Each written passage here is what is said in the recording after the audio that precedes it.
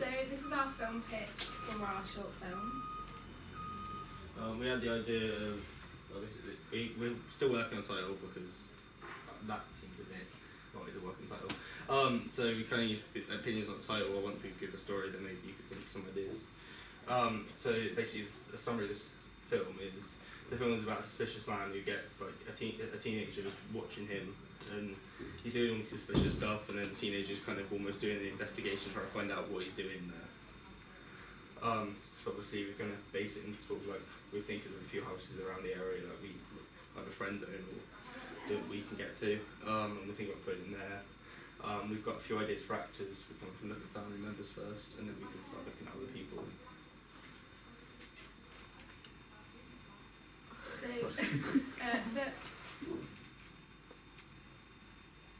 the main plot is, so the story starts with a teenager who's spying on a man. The teenager thinks that the man is up to something. He doesn't know what he's up to something. He looks suspicious, carrying a black bag. Who knows what's in there?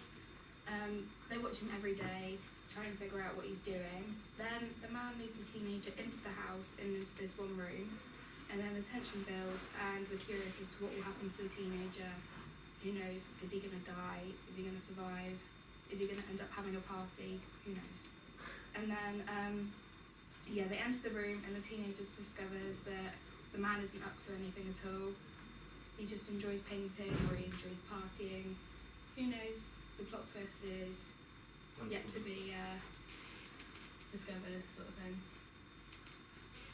So we've got a few ideas of taglines. A bit of them are a bit cringy and stuff, so we kind of want to think of one that's not as like cliche and stuff like that, but there's a few ideas there. So we're looking at 2, possibly 3 characters, just so then the teenager has like an accomplice. So we're looking at around 13 to 15 maybe for a teenager, just because, teenagers are always kind of looking at people weirdly. And then we're looking at an older man, say 50 plus, probably not too old, just because they might find it unable to get up the stairs or something. A house is required to film in and outside, so we'll film outside, probably in front of a bush, just so then it looks like they've got something to hide behind, or a wall, and then obviously inside leading up to the room and the room. The short film will be in the style of a tense thriller with building tension until the plot twist occurs. So there'll be loads of dark colours used, and then when the plot twist occurs there'll be bright colours and kind of pop style music depending on the twist that we go for. So basically we had a plan B, just in case certain things didn't happen. One issue we said about the house, if you can't get an old house, there's a few other, we'd have to go to other people and friends and stuff and see where we could go from there. Another problem is finding actors. If you can't get original actors, then we could rethink alternative actors, like same age group, maybe get some teenagers from college, like slightly above the idea of 13 and 15. And basically we just have to ask family members and stuff if we couldn't get the actors we wanted. So we've had a look at costs, and we're trying to keep it as minimal as possible. So we're looking at hiring maybe family members of actors, so we don't have to worry about obviously hiring them. And then obviously we'll supply food and drinks. We're looking at putting some money together to go towards props, depending on which plot twist we go for, because we have a couple. The props will obviously be different for each one. We're going to look around the charity shops for like affordable clothing, the actors, so they'll fit in the style of the film.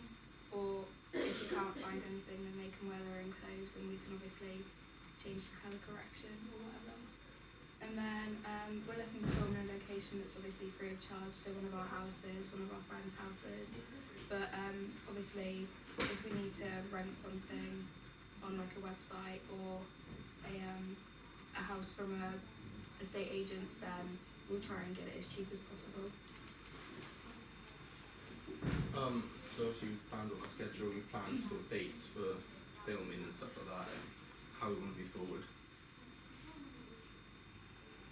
So we have a few plot twist ideas. So the first one is the old man is painting, so he could carry what looks like a blood-stained item, turns out to be red paint on it, into the house. We could have an old man dancing to loud pop music, so the we carry some soundproofing equipment so nobody hears what's actually going on in that room.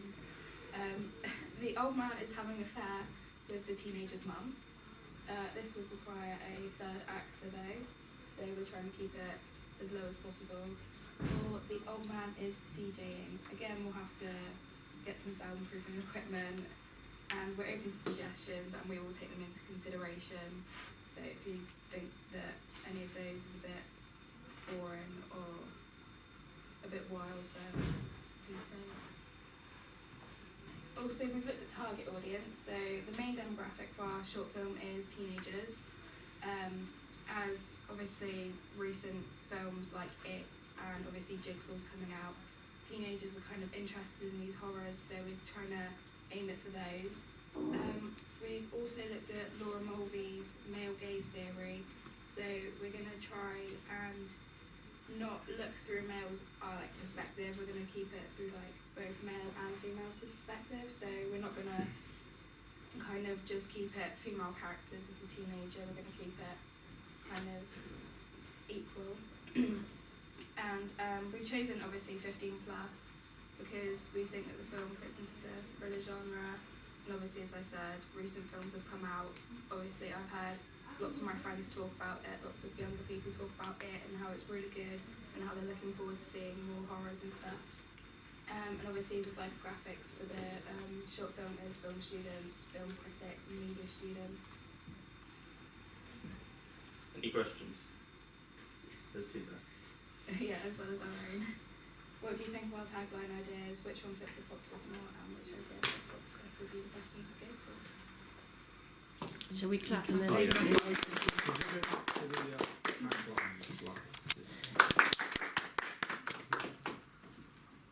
So yeah, which tagline do you think would fit best with the plot twist ideas, and which plot twist idea would you go for? Oh, sorry, we did Yeah, hands okay. up. No, you go first. You go first. You apply. I like the idea of would you risk everything to get to the truth, because it's like really like over the top, and I think it like really emphasises the comedic aspect of it. Yeah. How it's just, it's not really taking itself that seriously.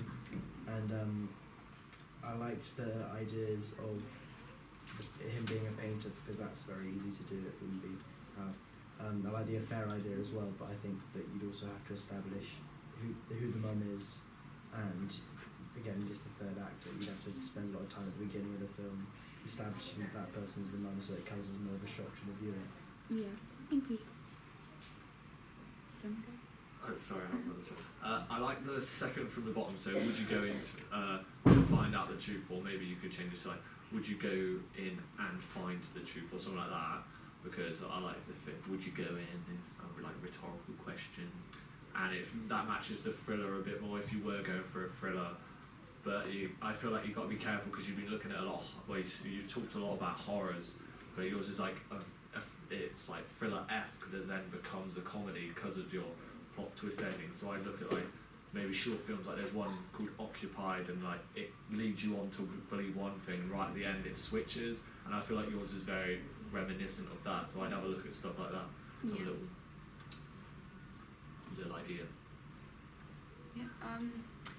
I'm slightly confused. What genre is your film? It's more it's more thriller. It tends to build tension, and then there's a comedic plot twist at the end. Right, I was just confused of why you were looking at things like It and Jigsaw, because they aren't really Just films because of that the have tension a. that they bring when Yeah. things going to happen. I just don't think it's very relates to your film very much, and the fact that you look at things like It and Jigsaw, and they are thrillers, and I get what you mean by tension, but the fact that you have this comedic twist on it, I don't think that's very reminiscent of your film, because you've got this comedic twist at the end. Things like It and Jigsaw, they don't have that. So I'd probably have a look at your target audience again, and maybe just go into that. That's the only bit that I was had an issue with. I think any of those taglines would work, and probably just work on the title a bit, and maybe something like so what was your title again, your main title? It was a working title. It's Yeah. just the man. So we haven't really got an idea for a title, but we kind of just chucked a word. Yeah. one there. I guess whatever twist you go on, I like the fact that he's just decorating. I think that would be a good one to follow. So maybe get something in there with whatever the action he's actually doing. Try and get that into your title, because then obviously if it's sort of, you know, echoing the end of the film, you've got something that's not really, it's related to your film, but obviously at the beginning it's building up tension and things like that. So maybe whatever sort of twist you go on, I think decorating would work. I think that'd be quite, it's not overplaying it too much. But if you went for something like reminiscent of your actual plot twist, might give you a better idea for a title maybe, or something like that. Any questions? Sorry, who are going again? I think that you need to make it clear why the teenager starts to follow this man, because like of all the people that the teenager could follow, he decides to follow this one. I feel like Yeah. why does It's Yeah. more because they, what he lives near and he's seeing this man carry weird things in bags and he's seeing him going to his house and he's talking to one of his mates. Well, if we had a third character, I think about him talking to a mate about the man. Yeah, And then one of them's really like adamant that he's not doing anything. One of them's adamant that he's doing something. They kind of like prove each other wrong, going to investigate. Yeah, you could also almost have it like, you know, like a campfire story sort of thing, where it's like, ooh, the creepy man thing, who, and then you know, that sort of thing, and he wants to go and find out, because otherwise it's a bit of a vague narrative, because so far it's boy follows man who's actually doing nothing. Yeah. But you just don't want to slip into that trend. You want to Yeah, make yeah. sure it is got a defined narrative with following a structure of whatever you want to follow. I agree with Finn, actually. I think you've got the basis of an idea. What you actually haven't got is the narrative. So you've got your synopsis, but what you haven't done is plotted that against a narrative act structure or a narrative arc. Because at the moment you've got an awful lot that's not happening in 5 minutes. Do you see what I mean? And then you've got the plot twist at the end, which is something that's happening, but then you've got maybe 4 whole minutes of not a lot happening.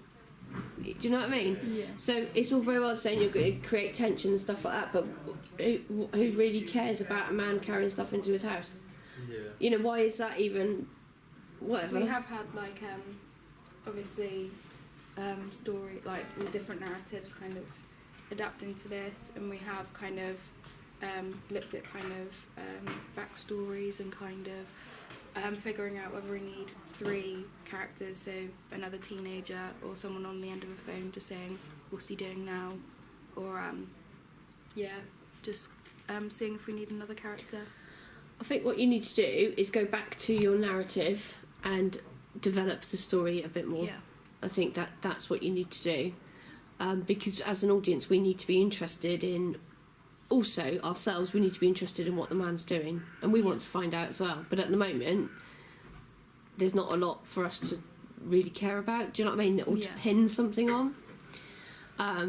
Even if you just pin it on the teenager's obsession, and so he bores a friend to death about it or something like that, you know, there's got to be some sense of narrative within it. So I think you just need to go back and have another look at your narrative structure and maybe pad it out. I think the idea's there in principle, absolutely.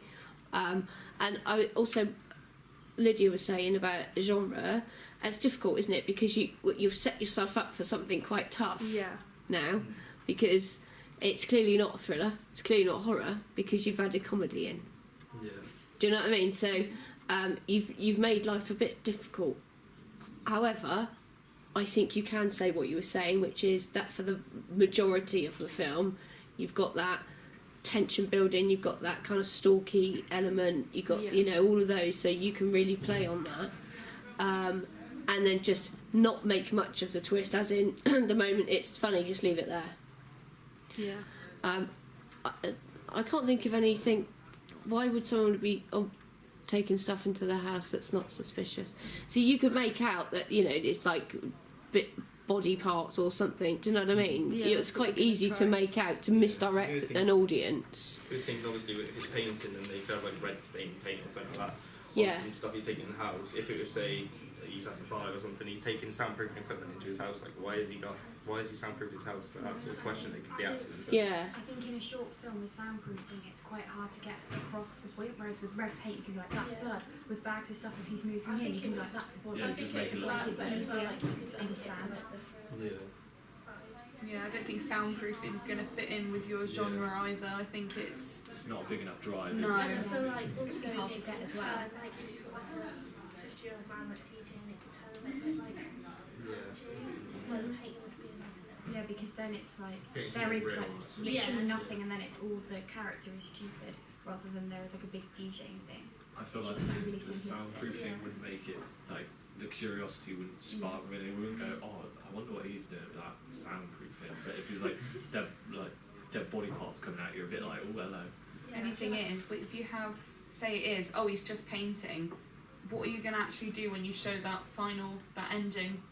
How are you going to show that he's painting? You're actually going to paint a wall, or like what are you going to do? I'm thinking that like with the paint I do, are we going to be able to add enough comedy to that to make it fun? The simpler it is, I think, the better. I think if you literally have the simplest element, as if he's literally just a sweet old man and he's just painting, or he's throwing a surprise party for his wife, or I don't know.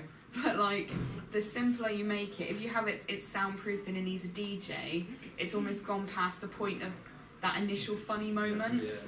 That's why I think you probably need to stick to something quite simple as your catch at the end, because obviously you have all this big build up and tension and suspense and things like that, and people are thinking about that, and then at the end you literally want something that clears all of that, and it's just like, oh, he's literally doing this one thing and that's funny, sort of thing. Look at the film Occupied.